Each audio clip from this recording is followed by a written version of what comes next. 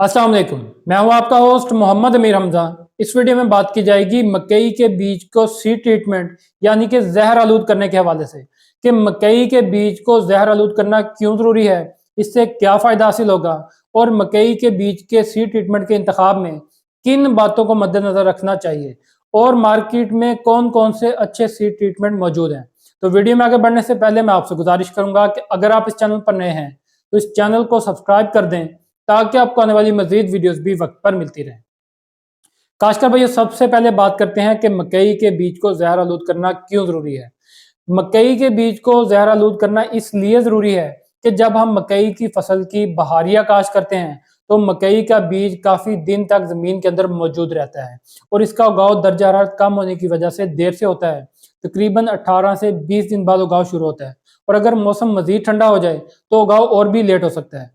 तो जब इतने लंबे दौरानिए के लिए बीज जमीन के अंदर मौजूद होगा तो जमीन के अंदर मुख्तलिफ बीमारियों वाले फंगस और मुख्तलिफ जरासीम मौजूद होते हैं। तो जब ये जरासीम बीज पर हमलावर होंगे तो उससे फंगस लगने की वजह से बीज गलना शुरू हो जाता है, जिसकी वजह से वहां पर उगाव नहीं हो पाएगा। यहाँ पर इस बात को ज़हननशीं करना बहुत ज़रूरी है कि मकई की अगर आपने अच्छी पैदावार लेनी है तो उसके लिए पौधों की तादाद का पूरा होना बहुत ज़रूरी है। जब आपका बीज ही गल गया, वहां पर पौधा ही नहीं निकलेगा तो पौधों की तादाद भी कम हो जाएगी, जिससे पैदावार भी कम आएगी। इसलिए जब आप बीज की काश्त करें तो उससे पहले बीज को सीड ट्रीटमेंट लाजमी कर लें। अब सीड ट्रीटमेंट का इंतखाब किन बातों को मद्देनजर रखते हुए करना चाहिए।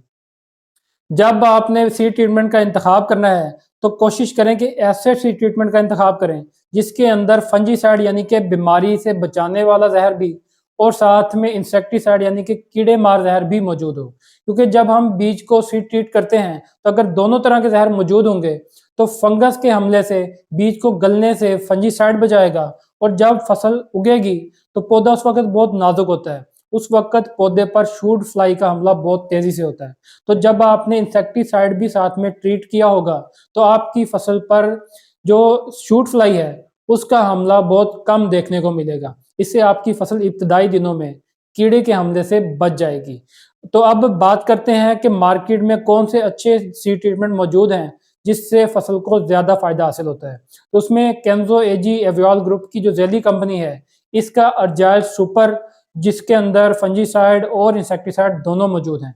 इसी तरह जो बायर कंपनी है, इसका हुम्ब्रे एक्सल के नाम से प्रोडक्ट है, इसके भी बहुत ही अच्छे नतीजे हैं। और अगर सिंजेंटा नया सवेरा की बात करें तो इनका क्रूजर के नाम से सीड ट्रीटमेंट मार्केट में मौजूद है।